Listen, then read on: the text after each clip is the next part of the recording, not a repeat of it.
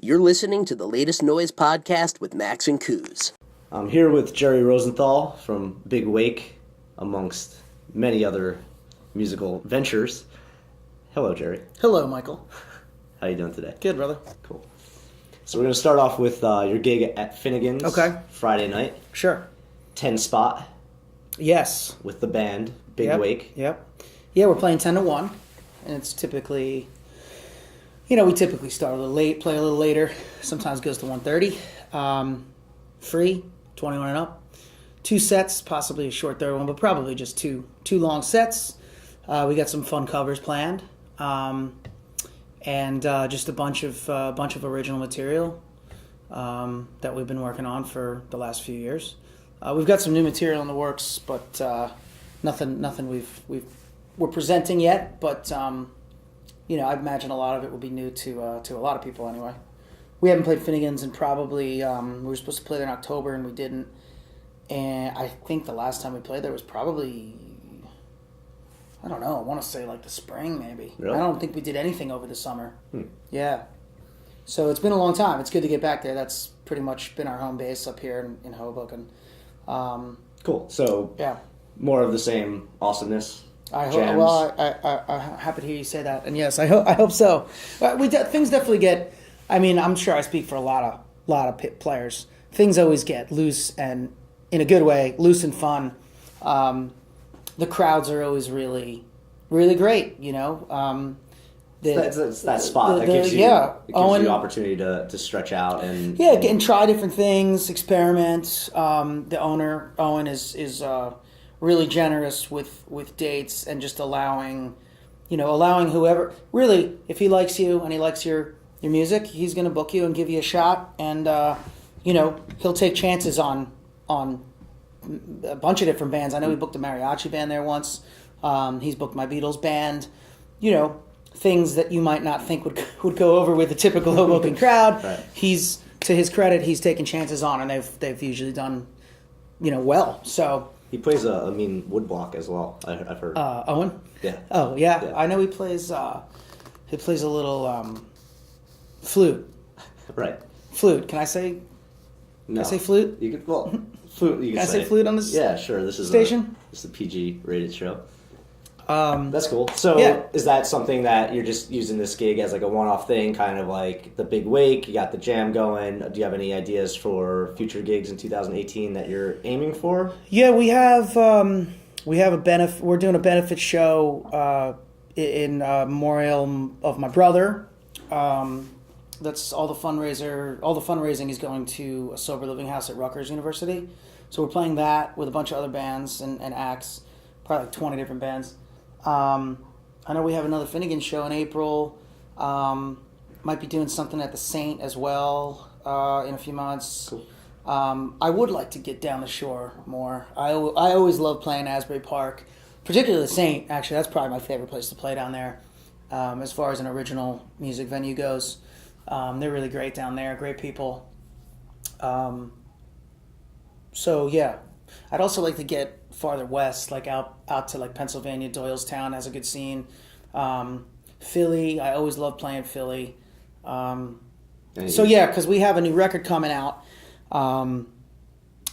shortly, so it's pretty much like 90% in the can. We're in the final stages of mixing it, and what would you say are some change ups or some new things that are happening in this album? Well, yeah, it's an interesting record. I think it's really good. I was actually just listening to it kind of straight through because we kind of had a working track listing picked out already, and I was like, wow, there's a lot less guitar solos on this record than there are on the first one. Yeah. I hadn't really listened to it like straight through. You just kind of listen song by song and make notes and like, give the notes to the engineer. So you're rewriting the album? So basically we're going to go back into the studio and I'm going to overdub a ton of guitar solos.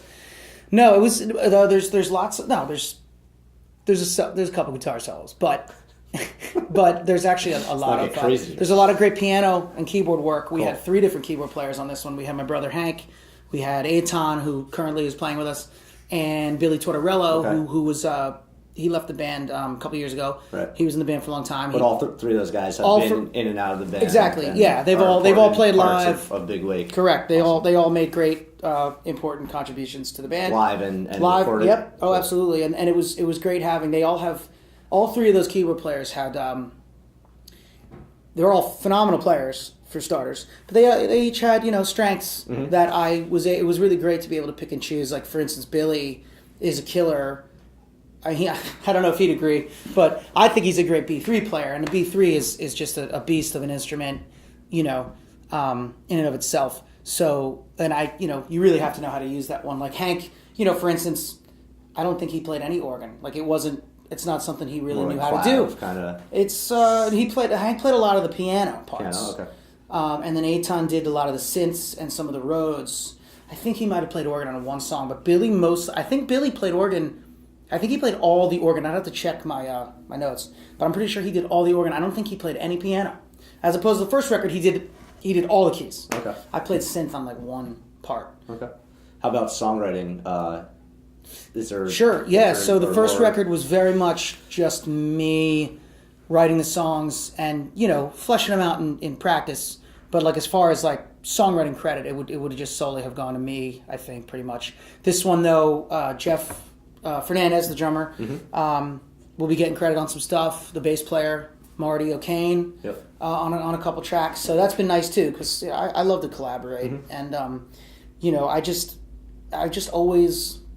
I don't know. I think I've been pretty good at bringing in more or less fully formed songs into a band practice. I kind of just like the large majority of the time. When I sit down to write, I don't stop until I feel like it's finished. Mm-hmm. Now, when I bring it to the band, I might There's not. Still things right. I'm not saying to Jeff, "Hey man, I wrote your drum part." Sure. Of course not. He's free to do what he wants to do, and so is Marty. I mean, I love that aspect of it, bringing in something that I've heard in my head, but only on an acoustic guitar, and having some of these some phenomenal musicians help me flesh them out. Mm-hmm. So that happened a lot for the songs on this record. Cool. Yeah, probably more so than the first. So that's something I'm excited to. Does it have an overall vibe or theme that kind of now that you're hearing it in order that's taking shape? It's interesting. It sounds to me, honestly, slightly less cohesive than the first one. I think the songs are the new one are a little wider in scope. How do I explain it? I think I wrote it probably over a longer period of time, and my style was shifting here and there, and. It wasn't, again, until I listened to it straight through in the working track order, which I still think works. It definitely... I remember solos. It needs more guitar solos. Yeah. I definitely remember thinking, man, this album is... I don't want to use the term all over the place because I don't think that... I think that's a negative connotation. Yeah. That has a negative connotation. But song to song, it's more varied from diversity, or there's not so much of a cohesive structure element, sonic vibe. There's more Let's just say there's more diversity from song to song, in my opinion. Now, somebody might disagree, but I think it has what I think is cool, which I think every artist who's releasing music wants, is that I think it sounds like us, but it sounds different than the first record in a good way. Mm-hmm. Nobody tries to remake the same record 2, 3, 4 times in a row, do they? I mean, I'm not trying to. AC/DC. So, I think it works in that regard. Cool. I think if you're a fan of the first record, you would. I think you'd be a fan of this record, and you would find things that are similar and a lot of things that are different. And hopefully the things that are different are not enough to keep you from listening to it. Right. Any bands or influences that you think were on your mind that might have rubbed off on this album in particular? Sure. Yeah, absolutely. So there's some heavier stuff on it. I'm a big fan of the band Mo and the Allman Brothers.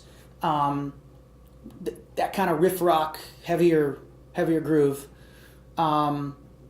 So they were a big influence on the first record too. So I mean that's kind of goes without saying. But we really tried to we've been adding a lot of backing vocals I'm a big fan of, obviously the Beatles, Beach Boys. Dr. Dog is one of my favorites, and they have a do new back one coming out too, right? Do they? I think so. Oh, I don't know. Yeah. I feel like they're just prolific. They put out an album like every year.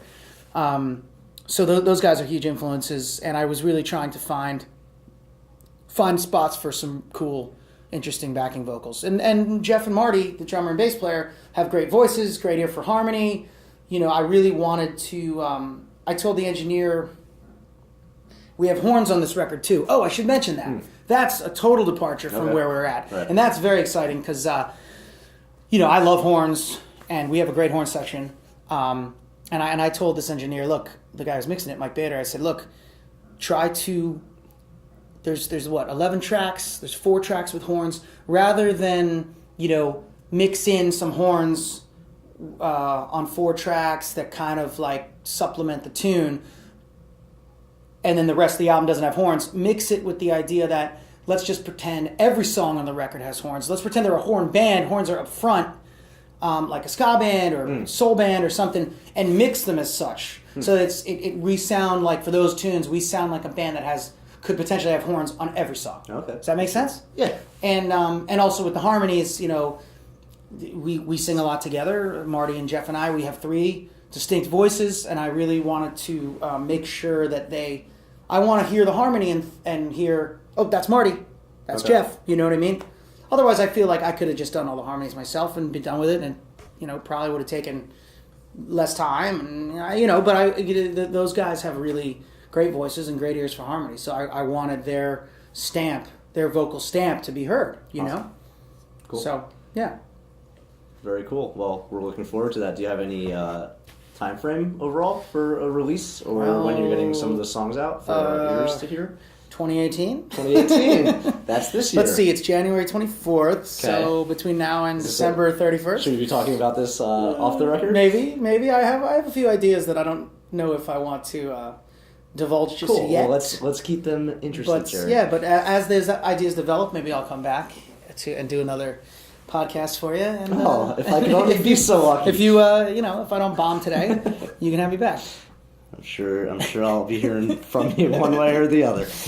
All right, let's take a look back, Gerry. We had a pretty cool show in December at White Eagle Hall. Amazing show. Big Wake was part of, and that the Latest Noise proud to be part of. Any immediate takeaways from that, or anything you wanna talk about? Yes, I do, Mike, and I would like to extend my gratitude and thanks for having us on that bill, and for all the hard work that you put into it, because it really, I think it goes without saying that it really showed, and in a way that I think not even you could have predicted. Everybody was obviously hoping for the best. Great crowd, great performances, great overall vibe, and I think everything about that night exceeded everyone's expectations, right? I mean, maybe not yours, but well, you were the mastermind behind it, so you probably had better ideas of developing that show. I kind of got an idea of what I offer as the Latest Noise, and it's about doing something special once or twice a year, maybe 3 times a year. If it's going to be that type of showcase where I'm going to combine a lot of people that I've been working with very closely to maybe get them out of their own comfort zone to try different things, or to present a show as a cohesive unit. Not to take anybody's one spotlight away from them as a band or as an individual, but almost to see how we can do something similar but different for some shows, and seeing what do you have to work with. For there was, we had an awesome stage, an awesome crew, awesome lighting system. So a lot of that was, even though the showcase itself was 6 bands kind of playing their own set, we were all cohesive on one stage together, going one band into the next, and we finished it off with doing Wake Up, which I thought was a cool way to do, to close the bringing night. everybody on stage, throughout all the singers, bands. Right. Well, I mean, in that sense, it was a great show of community and friendship and not to mention talent. You know, and I think it was a great springboard for future shows. I mean, I don't think it could have gone any better personally. Maybe you know a thing or two, but from my point of view, and I think from everybody I spoke to, whether they were involved in the show, playing, or just as a spectator, I think that I think just blew everybody's expectations out of water, and hats off to you for putting that together. Thank you. Yeah, but I'm always excited doing those shows because I love meeting other musicians. Right. Now, granted, I think I knew every single person in every single band, right. But typically that's not the case, right. And you get to see new bands that you've never seen, but that's not true because I know James Kaleo well. He opened the show, right? Opened the show, yeah. Yeah, but I'd never seen him with horns. Right. I don't think I'd ever seen him with Jack Breslin, the bass player. Honestly, I don't know. You're probably gigging a lot of times when these guys. I absolutely playing, am, so. and I don't ever think I don't think I've ever seen him with a full band, to be quite honest. And it was so actually that was and I knew everybody in the band, but that was the first time I'd seen him do a show with a band, and it was spectacular. I remember after his set being like, "Whoa! If this is the first band of this show, we're setting the bar high with this guy and this band because they were phenomenal." Cool.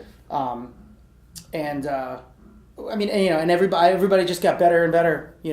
Everybody stepped up, brought their A game, and it's exciting for you, and as somebody who works for you with you, to know that something like this is possible right here in our own backyard at a world class, amazing venue like White Eagle. Right. Cool. Yeah, I think that's what I'm looking to present and offer is. Not just getting necessarily the best of the best. I think the talent needs to be there, period. But sure. It's how do we do something special with that, and use all this time of our, the ways that we bond over music, whether it's solo gigs or just supporting each other to come together for those types of events and, sure. and do something special for the crowd and right. and for the other musicians in the audience going like, oh wow, like that, I didn't see that happen before. That might be the only time it happens, but it's like a Leo production in that way where sure. It's we know what we're going to get because there's a lot of awesomeness involved, but we don't know what we're going to get because there's going to be a lot of variables because every show's different. Every show's different. Yeah. One thing too, I think from an audience perspective, which was probably cool, that I think a lot of people maybe don't realize who aren't musicians and don't play in bands, the crossover between a lot of artists. So Jack played in two bands, Jeff played, and my drummer played in two bands. Yep. Johnny Rock played in a couple. Max was in Jamie Rose. It was a lot of crossover, and I think if you were in the audience and you were there from the start of the show to the end, you're going, oh man, not only are all these bands killer, but oh look, they have similar members. They all kind of cross over, which really I think says a lot about our scene because I think some bands would be like, no, you can't play. Jeff, you can't play drums in another band on the bill. It's confusing, and it's going to take away from our show, and I know there's people Sean David Cunningham, that'll be another. Oh, Sean, right? He played in several. Nobody, not once, did I hear anybody say anything even negative, right? Exactly. Right. You hear people talk and whisper, and nowhere ever. Did you ever hear somebody going, oh, well, I kind of wish he didn't have to do that show with that band? It's a one-off thing, too. So you're not asking them to necessarily make a commitment past the one time and saying, what's the point of the night? Is it for myself or is it for the greater good of all these pieces the scene, together? The scene and the art. And I think as an audience member, too, it's cool to see that because they then become part of the... we need an audience, right? They're just as... They're like the seventh band of the night or whatever. If there's six bands, they're the seventh band, yeah. And for them to see the camaraderie on stage is very important and absolutely, washes over them too. So it's just a very joyous place to be, regardless, crowd, band, backstage, at the bar. It's all just a very, very joyous space. Cool. Which is great. Let's touch on a couple other venues that you're playing at around town. All right. Start with the Gerry Jam at the Village Poorhouse every other Monday. Every other Monday at the Village Poorhouse in Hoboken, on First Street. I do kind of an informal, kind of invite-only informal jam from 9 to 12. We keep it mostly acoustic, but there's usually an electric guitar, electric bass. Percussion, we've never had any horns. drums. We've never had any actual drums, but there's been cajones, hand percussion, horns. You got shakers? Of course, I always bring a couple shakers. Owen ever bring a wood block? No, he did not. Man, He brought his triangle once, I think. Geez. Yeah. So usually every week I have a feature artist in residence, I like to call them, and it's very loose. I tell you, well, you did it once, so you know. I make the Facebook invite. You put in like 10, 15 songs that you want to hit throughout the night.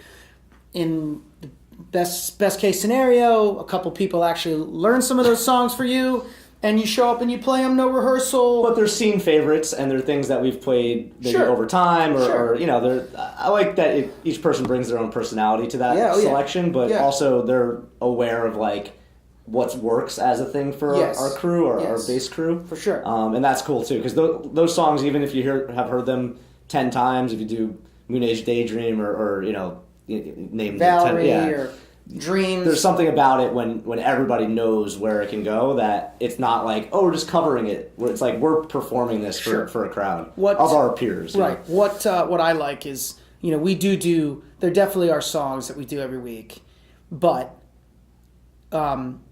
personally, I don't get tired of playing them because more often than not, it's not the same lineup. It's not the same lineup. Yeah.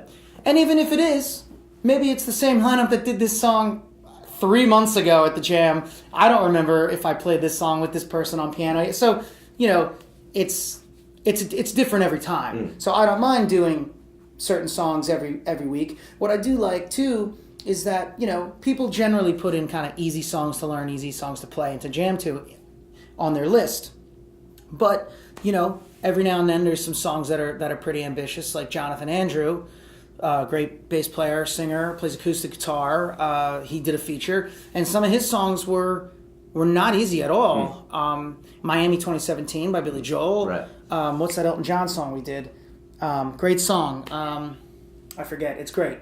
Tons of changes. And Rocket Man? No, we have done that one. I guess that's why they call it the blues. We did that one. Okay. And, I was excited to learn those, so I learned them. I know a couple other people did, and we did them, and it sounded great. Cool. So it's actually a fun challenge to learn other people's music. As the host of the night, The balance of entertaining it's continuous music for the most part. I don't think they've ever put the house music on like in between.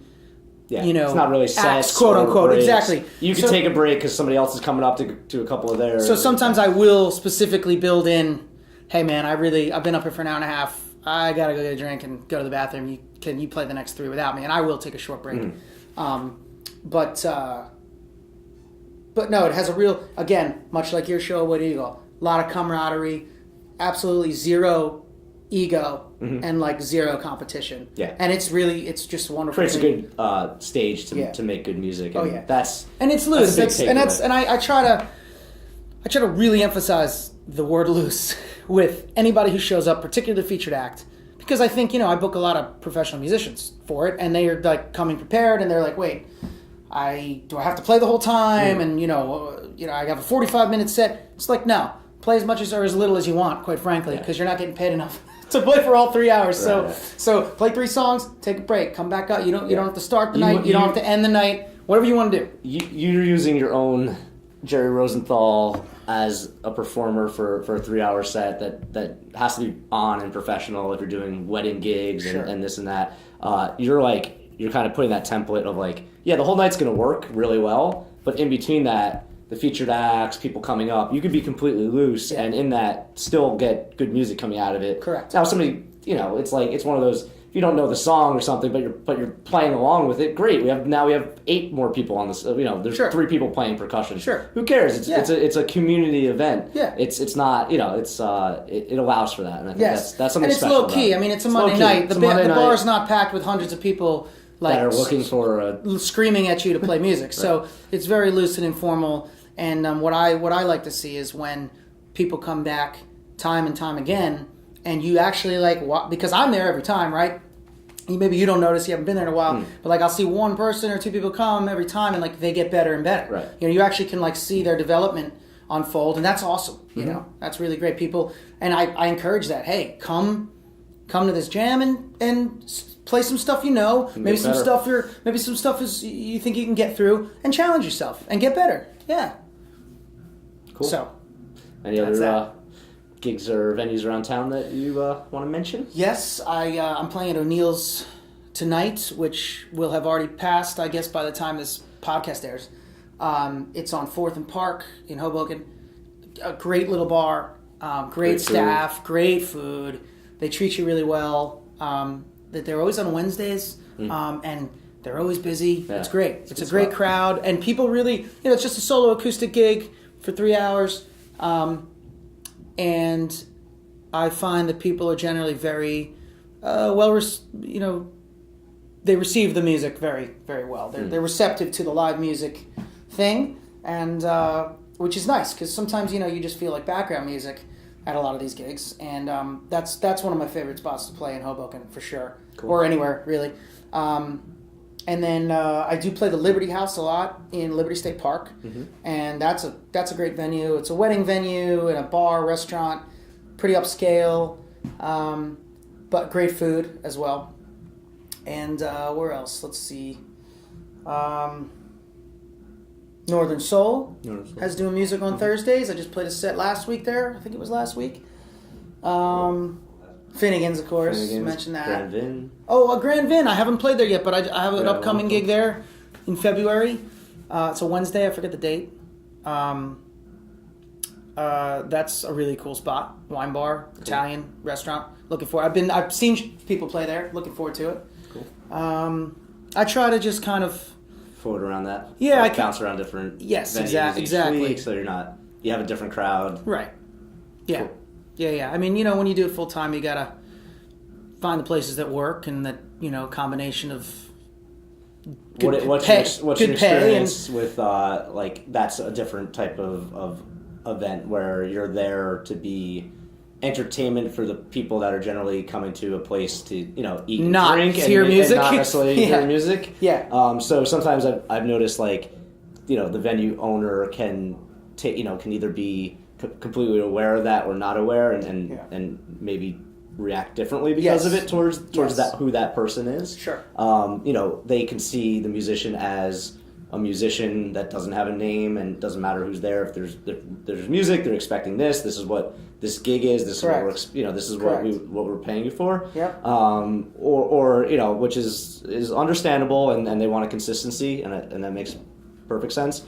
Or something that allows a little bit more of the performer to be the performer. Yes. Maybe get a little bit of a crowd that knows, Jerry's coming back on this Wednesday twice a month. I'm gonna come out be there for that. It's you really honestly. There's no, in my experience, there's no real rhyme or reason. There's no real scientific way to approach it. You have to play the room.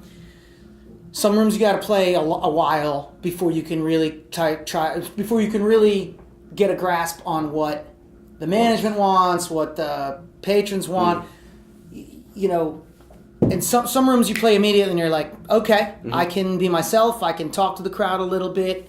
I can maybe do some songs that are more kind of musicians' music versus, just like the hits something everybody wants to hear. Right. Yeah, and my favorite thing is when you do something that you might literally be, you're thinking you're the only person who's going to know this song, and then somebody comes up and is like, oh man, I love Dr. Dog. Oh, you play that random Wilco song? Like Wagon Wheel. Yeah, like Wagon Wheel. So when people come up to me and they're like, do you know Wagon Wheel? I'm like, no, never heard of it. No, nobody has ever asked me to play that song. No, totally. If you get something obscure and I mean, I've had staff at places I've played be like, no more Wagon Wheel and no more Mary Jane's Last Dance. Please, for the love of God.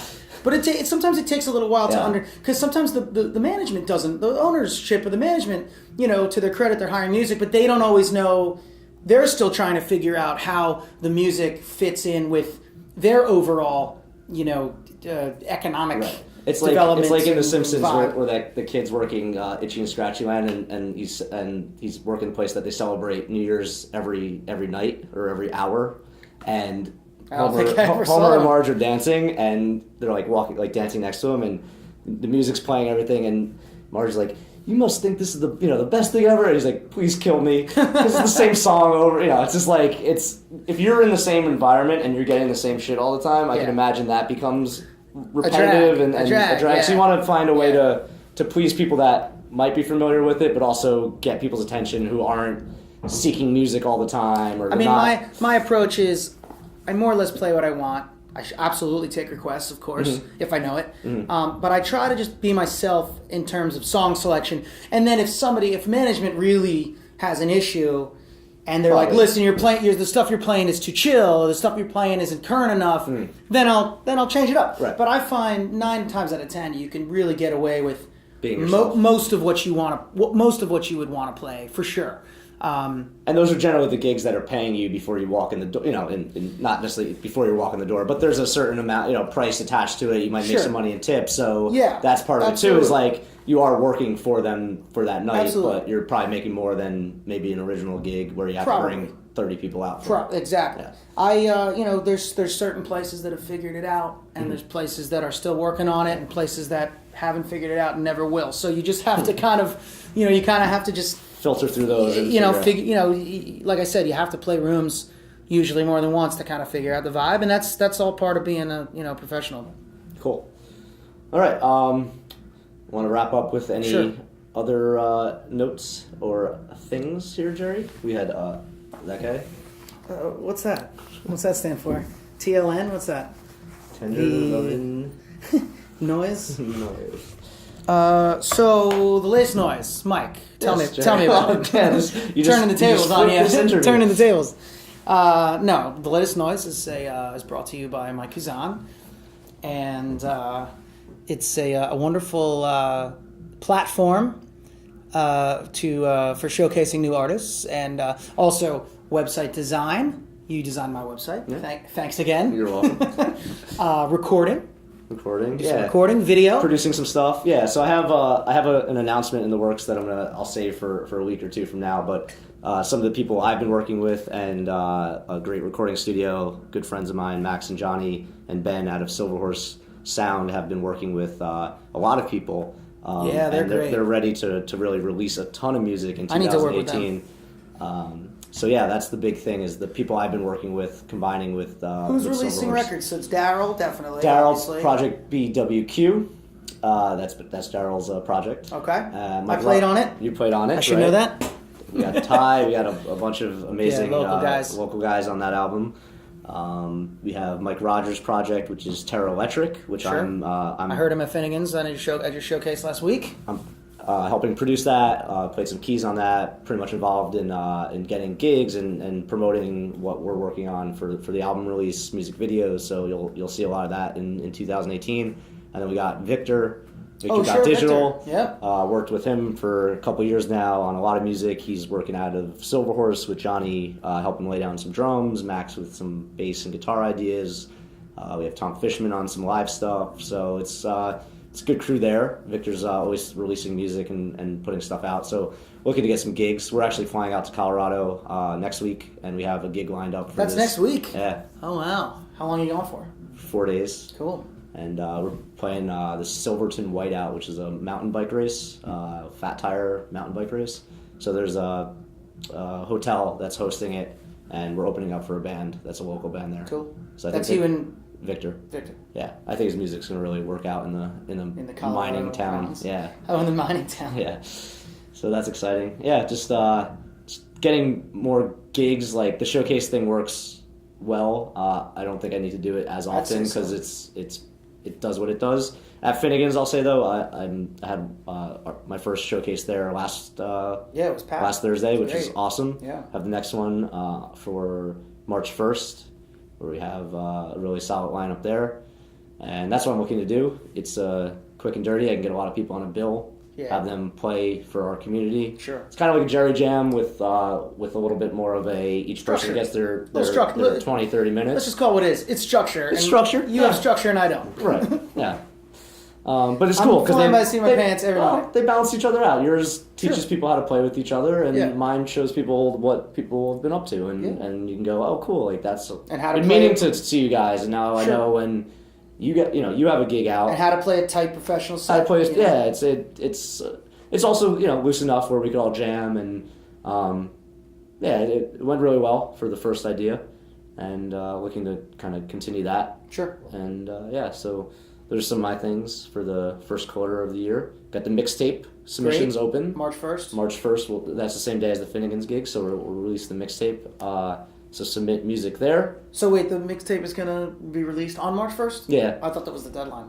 No, deadline's the week before. Okay. So get your music to me, Jerry. I will. And you do the same, fellow listener. Dear listener. Dear listener. All right, we didn't even talk about Stephen King. I thought we were going to talk about well, Stephen King. We can have a whole time. separate thing on Stephen King, Jerry. Let's do it. Okay. You heard about Castle Rock. I did. I can't wait for that. He has a new book out too now. What's it called? I forgot the name. I think I'm going to go reread 11/22/63. I was just telling somebody about that and how amazing it was and how moving it was, and I think I got to go back and tackle that again. It's a good one. Yeah. Any final thoughts there, Jer? Go out, see music, support the latest noise, my Kuzan. Go to GerryRosenthal.com for all the things that I'm up to. And You've been updating it. I'm very impressed. I have been updating it. I don't have to do all your work. I think I only called you like twice to help me with things since we launched it. Yes, so yeah, GerryRosenthal.com is my spot. See what I'm up to, and hopefully we'll see you at shows. Jerry, we are looking forward to the new album, more shows from you. You're the man. Cheers, We bro. love you. Thank you, buddy. Peace. Thanks, man.